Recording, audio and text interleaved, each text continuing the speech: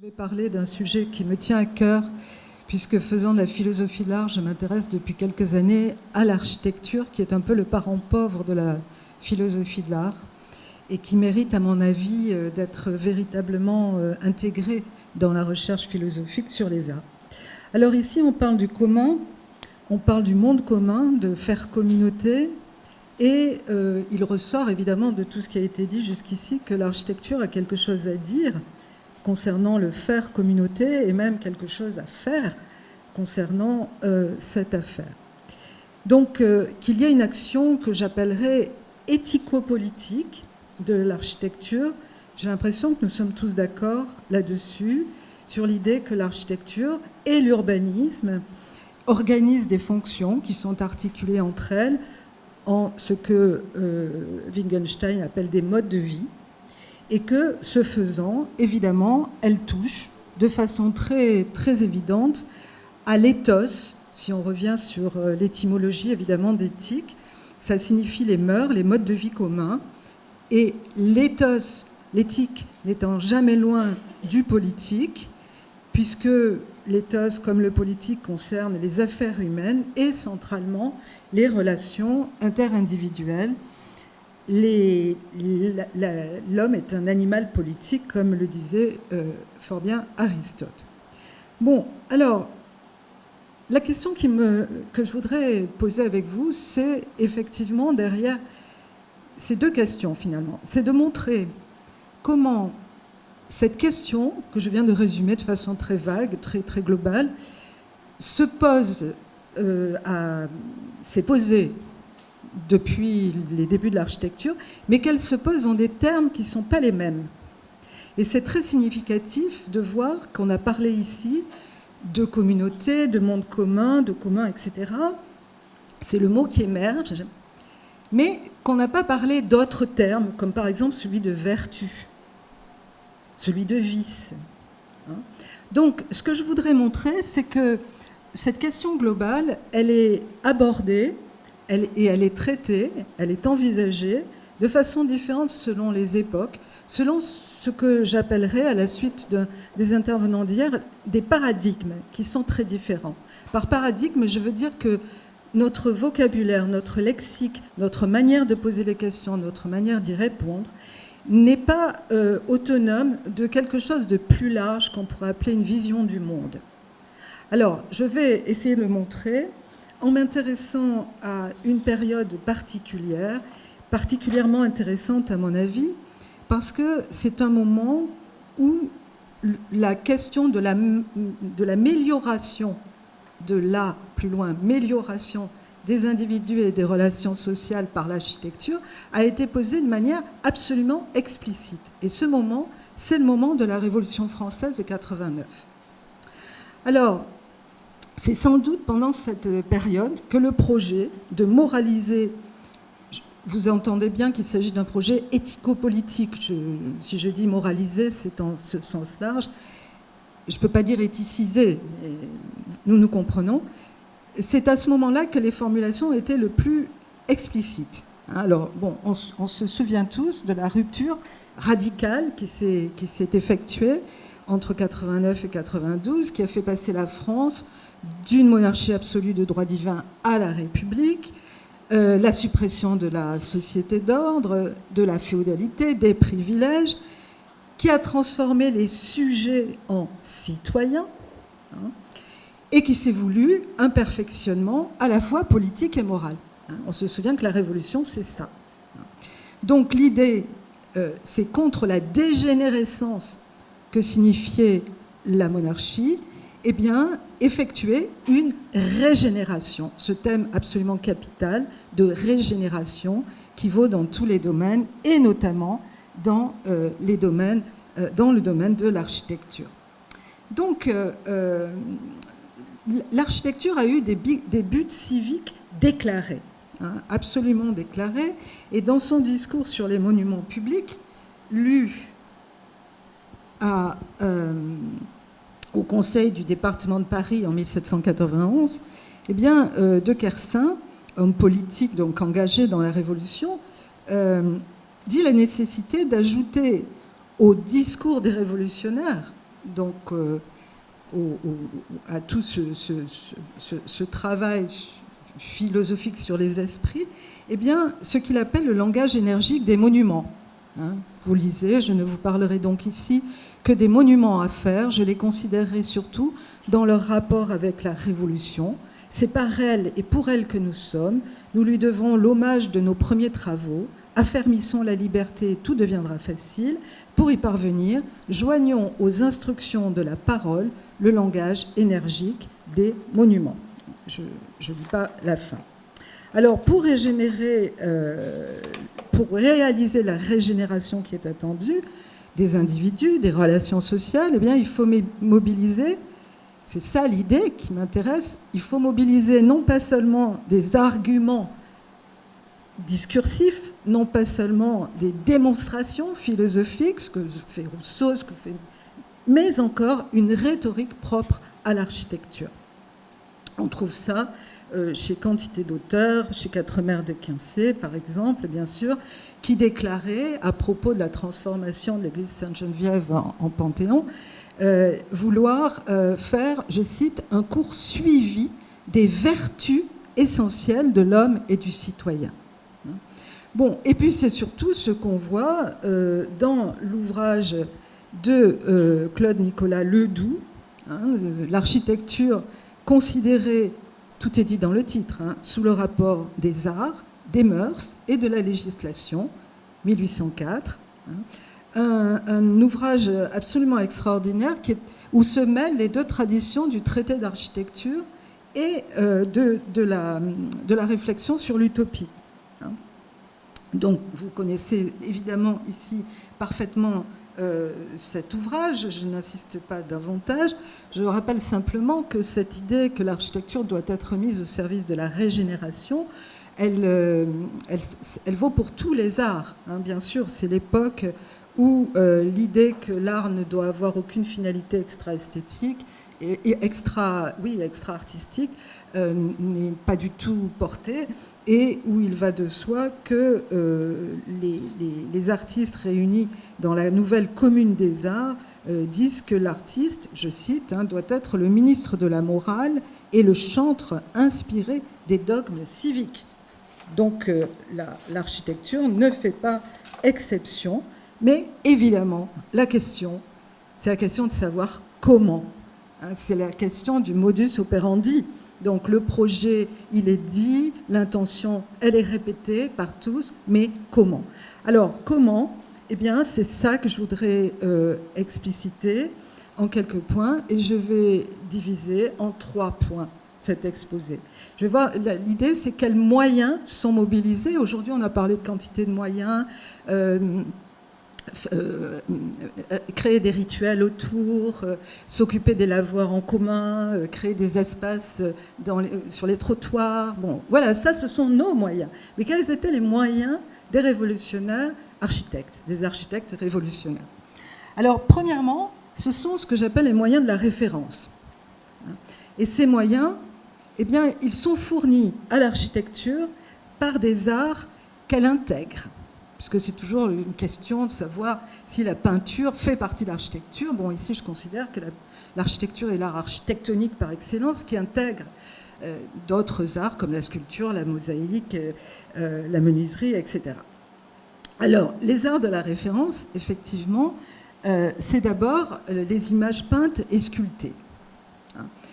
Donc, les images peintes et les images sculptées ont une force tout à fait importante, et tout particulièrement à l'époque où je parle, c'est-à-dire qu'elles ont ce qu'en philosophie on appelle la compacité de l'image, c'est-à-dire qu'une image ne peut pas formuler une proposition. Une image est toujours polysémique, elle ne dit pas quelque chose de clair.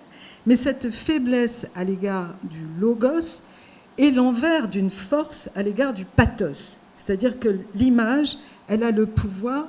Elle est vivante, elle est frappante, elle émeut, elle touche, elle affecte.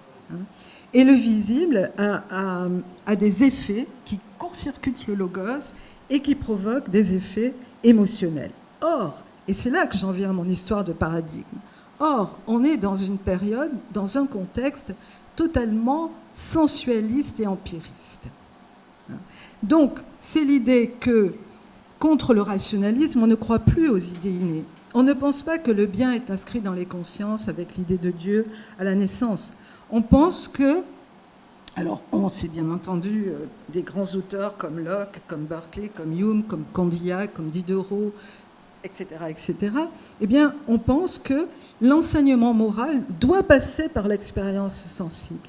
Et l'expérience sensible, c'est notamment l'expérience des images qui vont en quelque sorte donner corps aux entités abstraites dont parle la morale, dont parle l'éthique, dont parlent les grands discours sur la régénération de l'homme.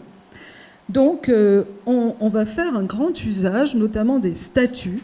Je pense ici à l'ouvrage d'Octavien de Guasco, de l'usage des statues chez les anciens, qui rappelle toute l'importance de ce qu'on appelait les statues honorifiques, qui sont évidemment un moyen d'immortaliser les grands hommes du pays, mais encore qui sont une invitation à l'honneur de la gloire et à l'amour des vertus.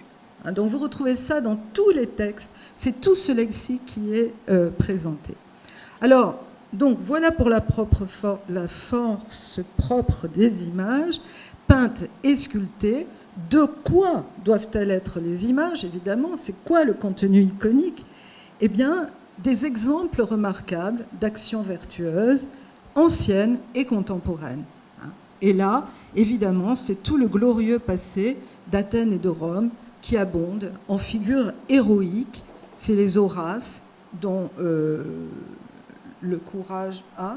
C'est bizarre. Voilà.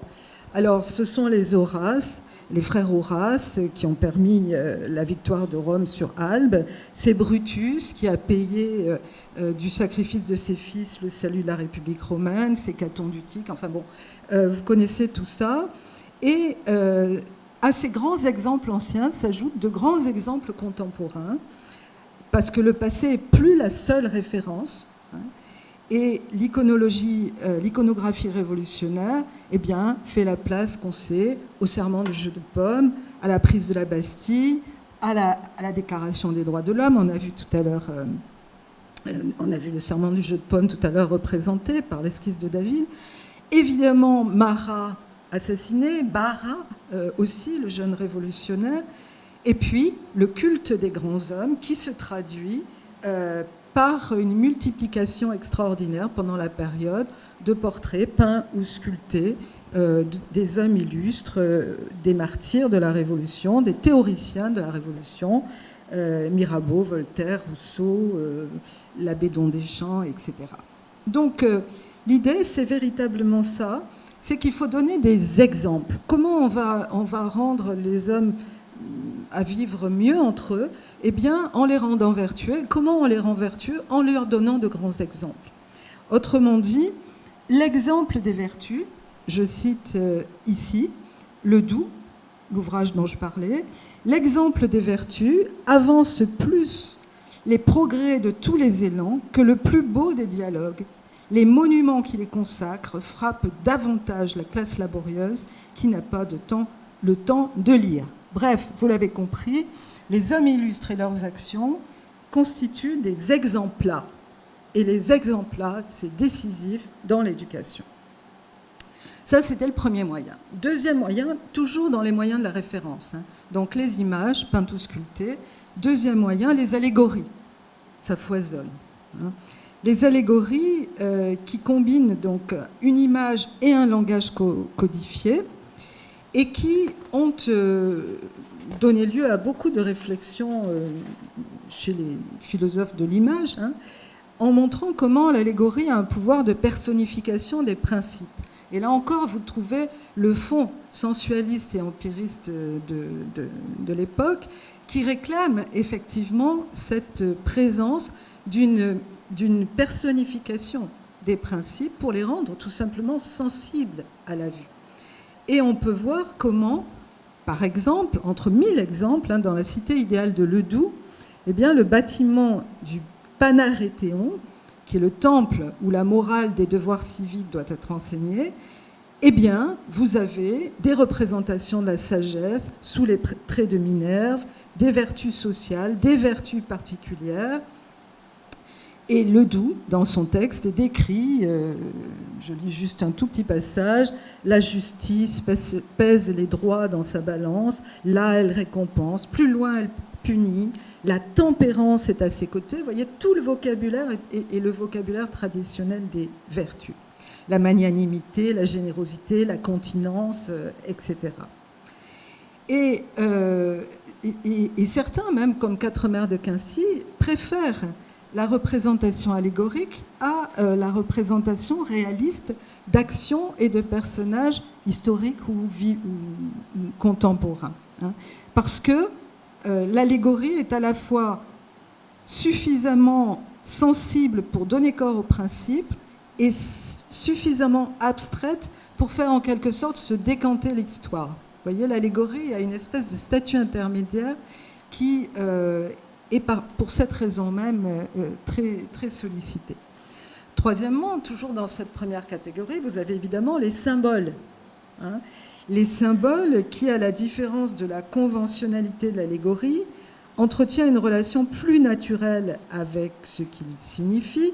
On a eu l'occasion de voir des trophées d'armes, des étendards, des couronnes de laurier, etc.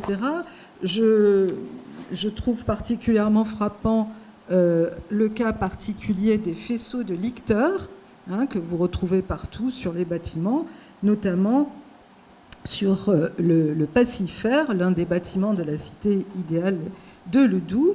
Hein. Donc ce sont des objets hautement symboliques, hein, qui représentent, donc liés par un lien, une hache et des verges, les deux instruments que portaient les hommes escortant les magistrats de Rome, hein, et qui représentaient le pouvoir de défendre et le pouvoir de tuer. Bien, donc les arts de la représentation, puisque tous ces trois, allégorie, symbole et image, sont des arts de la représentation qui permettent une forme de présence à la conscience que ne possède pas la maxime morale en tant que maxime. Voilà, c'est tout son avantage. À ceci, il faut ajouter un quatrième type, toujours dans ce premier point, ce sont les inscriptions. Hein, qu'il ne faut pas oublier les inscriptions, puisque c'est ajouter au langage des images et des symboles le langage des mots. Hein, et la période révolutionnaire veut une architecture parlante, et souvent c'est au sens littéral du terme, ici. Hein, les murs doivent parler, comme on dit, et on voit par exemple dans les projets de Jean-Jacques Lequeux une surcharge extraordinaire d'inscriptions, mais aussi chez Ledoux et chez tant d'autres. Donc les mots, hein, c'est quoi en l'occurrence? Eh bien, c'est des hommages et des exhortations à la vertu. Et tout ça, l'ensemble de tout ça, les images, les sculptures, les inscriptions, les symboles, les allégories, eh bien, tout ça crée une sorte de... On en parlait aussi dans une des conférences, une sorte d'aura morale, hein, qui imprègne l'espace public, hein, une sorte d'aura morale.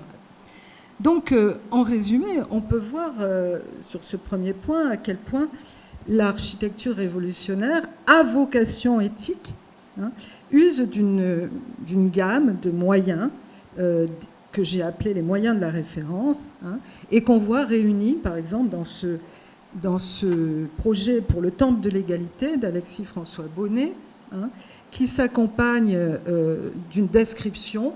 Et dans la description, vous allez voir toute la série des choses que j'ai dites. Sur le sommet d'un roc est un temple, simple par sa décoration, fort par sa forme et son empattement. De droite à gauche sont taillés dans ce roc des chemins qui, par les figures qui les terminent, seraient appelés chemin de la vertu et chemin de la raison. Il faut y passer pour arriver au temple de l'égalité. Sur le milieu du roc est Hercule, se reposant après ses joyeux travaux. Sous ses pieds serait une inscription relative. Au bas de ce roc est une caverne où sont enchaînés le crime et la tyrannie. Le temple est couronné par la victoire et son intérieur serait décoré seulement d'inscriptions et de tableaux allégoriques. Vous voyez, il y a tout. Donc on réunit tous ces moyens. Mais ça, c'est les moyens de la référence. Premier. Il y en a un deuxième qui est plus inattendu, intéressant et peut-être à mettre en relation avec quelque chose qui est très contemporain, c'est toutes les recherches actuelles sur les atmosphères, dont on n'a pas parlé très, très explicitement, mais vous allez voir que je pense pouvoir dire que la racine de cette réflexion sur les atmosphères est dans cette période, dans la période dont je vous parle. Alors, ce deuxième moyen, c'est celui des formes architectoniques. Je veux dire par là que ici, il s'agirait de moyens vraiment proprement architecturaux. Pas de moyens empruntés à la peinture ou à la sculpture qui viennent s'ajouter, mais de moyens proprement architecturaux. Et en effet, on va voir des textes qui indiquent qu'il s'agit de construire de manière à produire des effets psychiques dont on attend une régénération morale. Et c'est là que s'ouvre le champ d'une psychologie de l'architecture. Cette idée d'une psychologie de l'architecture, elle est tardive. Elle arrive que... Alors, que les formes architectoniques aient un pouvoir direct sur les âmes, eh bien, c'est ce que soutient l'architecte et théoricien Le Camus de Mézières, auteur de l'ouvrage que vous voyez, Le génie de l'architecture, ou l'analogie de cet art avec nos sensations. Là encore, vous voyez ce que je disais. C'est très difficile de penser la période sans cet arrière-fond qui correspond à une certaine manière de penser l'homme et le monde plus généralement. Alors, ici, on voit que Camus de Mézières reprend la question très traditionnelle des ordres architecturaux, mais d'un point de vue inédit, qui est le point de vue des réactions psychiques produites par ces ordres architecturaux. Et ce pouvoir des formes pures réside dans ce qu'il appelle leur expressivité, l'expressivité des formes, une notion majeure du lexique artistique de la période qu'on considère. Alors évidemment, c'est très étrange de parler d'expressivité à propos des formes architecturales. Ça l'est pas du tout si on pense au siècle précédent à la théorie de l'expression en peinture, notamment dans la conférence de Lebrun, la conférence sur l'expression des passions, puisque dans le cas de la peinture, un peintre peut utiliser l'expressivité des visages et des postures des corps pour dire quelque chose, mais comment est-ce que l'architecture, qui ne reproduit pas le corps humain, peut le faire? C'est toute la question, et c'est toute la question qu'aborde Camus de Mézières, alors de façon assez audacieuse, puisque ce qu'il dit, c'est que ce qui vaut pour le règne humain vaut aussi pour les formes animées de l'architecture, inanimées de l'architecture. Je cite, « Chaque objet possède un caractère qui lui est propre, et souvent une seule ligne, un seul contour suffisent pour l'exprimer. » Et c'est là que vous trouvez évidemment le deuxième terme corrélé, qui est le terme de caractère, qui occupe une place aussi importante dans le lexique de l'architecture, et tout particulièrement dans l'œuvre de Camus de Mézières. Donc, chez Ledoux, chez tous ces auteurs, vous retrouvez cette idée, et qui est évidemment parfaitement explicitée par le projet de Ledoux de la prison d'Aix, où le bâtiment lui-même, par son expression, donc par l'agencement de ces formes architectoniques, et pas simplement par l'ajout de l'iconicité fournie par d'autres arts, peut produire comme effet, à savoir eh bien, la gravité, l'austérité, et le fait qu'il y a une dureté, une implacabilité dans le bâtiment qui doit produire des effets de frayeur et donc se retenir de faire trop de bêtises. Bon, donc les effets affectifs de ces formes architectoniques à proprement parler, produisent des émotions. Voilà, c'est le grand mot aussi de l'époque, produisent des émotions. Donc chez Camus de Mézières, vous allez avoir des analyses très précises des émotions produites par l'Église, par l'intérieur de l'Église du Val-de-Grâce, dans le collège Mazarin des Quatre Nations. Il y a ceux qui vous invitent au recueillement. Mais comment? Par la manière dont la lumière est distribuée, par la manière dont les espaces sont agencés, etc. Donc, il ne s'agit pas de se contenter d'affirmer une vague analogie entre les formes et des émotions, mais d'étudier très précisément des correspondances entre des formes et des émotions. Camus va jusqu'à faire l'examen détaillé des 5 ordres architecturaux canoniques, toscan, dorique, ionique, corinthien et composite, des éléments qui les composent, le piédestal, la colonne, l'entablement, et des éléments qui composent ces éléments pour essayer, dans une démarche complètement empiriste, qui là aussi est très liée au temps, eh bien, de voir quel lien, comment produire un type d'émotion par un certain usage des formes architecturales. Et ce projet de Camus de Mézières, eh bien, il s'inscrit dans un climat philosophique et théorique général, mis en forme par un auteur évidemment extraordinairement important ici, qui est Burke. Burke qui, dans ses observations sur le sentiment du beau et du sublime, avait consacré l'apparition, par parenthèse, c'est quand même extraordinaire, quand une nouvelle catégorie esthétique surgit comme ça, alors pas de nulle part, mais de façon très bizarre. Le sublime n'était pas une catégorie esthétique, c'était un adjectif pour désigner certaines formes rhétoriques de discours. Mais là, ça devient le sublime, et le sublime devient le rival du beau. Et donc là, Burke s'interroge sur très précisément la question des affections spécifiques que produisent le sublime et que produisent le beau. Et ce qui est intéressant dans les analyses de Burke, eh bien, c'est que Burke considère non pas seulement le sublime naturel, comme l'a fait Kant, par exemple, mais il considère le sublime en architecture. Il y a des passages de son traité qui sont consacrés à ça. Et ce qui produit les impressions de sublime, parce que là encore, vous avez une enquête qui se veut empiriste, eh bien, c'est d'abord ce qu'il nomme la vastitude. Donc, de grandes dimensions sont une grande puissance, sont une puissante cause du sublime, citation. Mais aussi ce qu'il appelle les privations générales, c'est-à-dire la vacuité, l'obscurité, le silence, les couleurs sombres, les transitions rapides de la lumière à l'ombre. Également la magnificence, c'est-à-dire la profusion, même désordonnée de choses splendides. Et donc, celui qui veut par l'architecture produire des émotions du sublime, eh bien, doit mettre en œuvre tous ces ressorts et trouver les procédés architecturaux qui leur correspondent. Et c'est ce que fait effectivement Camus de Mézières lorsqu'il écrit, lorsqu'il déclare « Un édifice très éclairé, bien aéré, lorsque tout le reste est parfaitement traité, devient agréable et riant. Moins ouvert, plus abrité, il crée un caractère sérieux.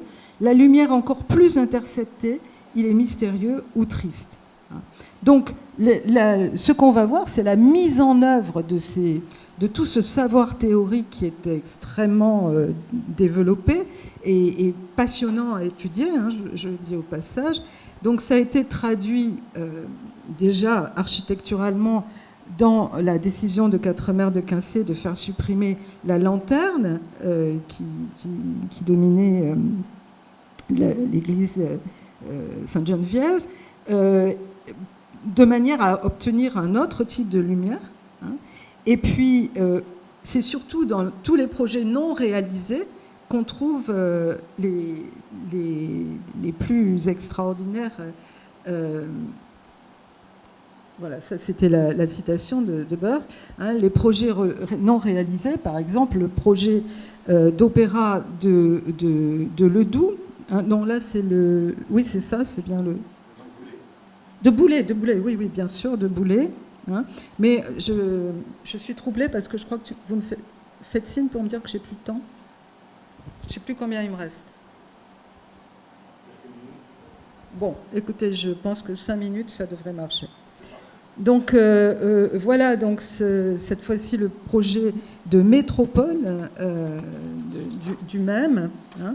L'idée, c'est vous trouvez appliquer tous ces principes que je ne détaillerai donc pas, hein, mais le bâtiment se signale par son absence d'ornement, par ses surfaces lisses et vides, par l'usage de formes géométriques élémentaires, le cube, la sphère, le cylindre, l'usage de l'obscurité, de la clarté, etc., par la multiplication des colonnes qui n'ont pas de rôle porteur, mais qui sont là pour signifier, dans cette espèce de circularité du regard, l'infini.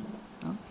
Bon, donc, par tous ces moyens, qui sont des moyens proprement architectoniques, eh bien, on doit pouvoir créer des émotions qui sont des émotions, là encore, favorables à cette vertu qu'il s'agit de reconstituer, hein, de ramener l'homme à la vertu. On est en plein rousseauisme, hein, l'homme serait bon par nature, mais il faut le régénérer, pas créer la vertu, mais régénérer, puisque, et c'est par le biais des émotions qu'on va pouvoir le faire. N'oubliez pas, par exemple, que pour Rousseau, à la base de la morale, il y a la pitié. La pitié, c'est une émotion. Hein, donc la pitié, l'indignation, etc. Hein. Donc, produisons des effets affectifs qui préparent des pensées morales, hein, et qui préparent une forme d'adhésion donc aux valeurs révolutionnaires. Enfin, troisième et dernier moyen, mais je passerai vite, c'est ce que j'appelle l'efficace du style. Alors, c'est ni le recours à l'iconicité, ni enfin, aux arts de la référence, ni au pouvoir architectonique, c'est encore quelque chose. Hein. C'est-à-dire que la période révolutionnaire considère que le style, entendu comme ensemble de traits caractéristiques d'une période architecturale, n'a en soi aucune signification ou valeur morale. D'accord. Mais il peut en acquérir une par association. Et là encore, vous avez derrière tout ça l'idée philosophique de l'association des idées que vous avez si bien développée chez Hume. Donc, ce que je veux dire par là, c'est qu'une architecture liée à une période moralement exemplaire ou moralement funeste va avoir des effets si on la réemploie dans la période contemporaine.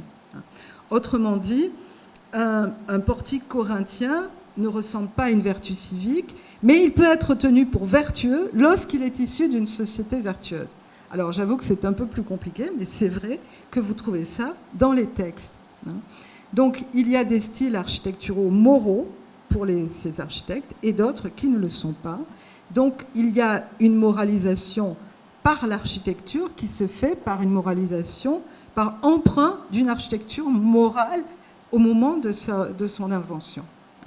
Et évidemment, pour la période qui nous intéresse, eh bien, le bon style, c'est celui de la Grèce et de la Rome antique. Et l'admiration pour cette architecture, évidemment, s'inscrit dans le contexte plus large, une grécomanie générale, hein, que Winckelmann, au milieu du XVIIIe siècle, avait mis en scène. Donc, la conclusion, c'est que dans un siècle empiriste et sensualiste, qui considère que toutes les idées que peut avoir l'humain lui viennent par le canal des sens, eh bien, il faut que l'architecture cherche dans ce type de moyens une manière de réaliser la régénération recherchée. Donc, l'environnement sensible, bâti, est doté d'une éloquence, voilà, c'est le mot qui revient sans cesse, l'éloquence de l'architecture, d'une éloquence qui est particulièrement précieuse, encore une fois, étant donné ce contexte, cette vision du monde, donc qu'elle soit nommée architecture à caractère, architecture parlante, architecture éloquente. L'idée, c'est que l'architecture parle aux yeux, comme dit Fréard de Chambray.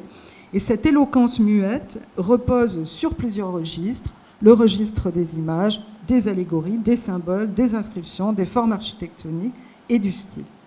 Donc on a bien affaire à un paradigme qui est extrêmement différent du nôtre. Vous voyez qu'on a l'impression d'avoir changé d'univers. Eh bien oui, parce qu'on a changé de paradigme, effectivement, où les mots qui sont saillants, ce n'est pas les mots de commun ou de participation ou d'immersion ou de ceci, mais effectivement, c'est les mots de vertu, de vice, bon, évidemment, les vertus révolutionnaires par excellence, de sensibilité, de sensation, de sublime, etc. Donc, finalement, toutes ces propositions théoriques, ces projets architecturaux et ces réalisations effectives sont pris, et notre réflexion elle-même est prise dans une atmosphère théorique qui varie selon les époques de l'histoire et qui fait qu'on peut avoir une question qui est une question pluriséculaire, multiséculaire, une question quasi éternelle, mais qui est presque pas reconnaissable en raison même des termes dans lesquels elle se pose selon les périodes. Je vous remercie.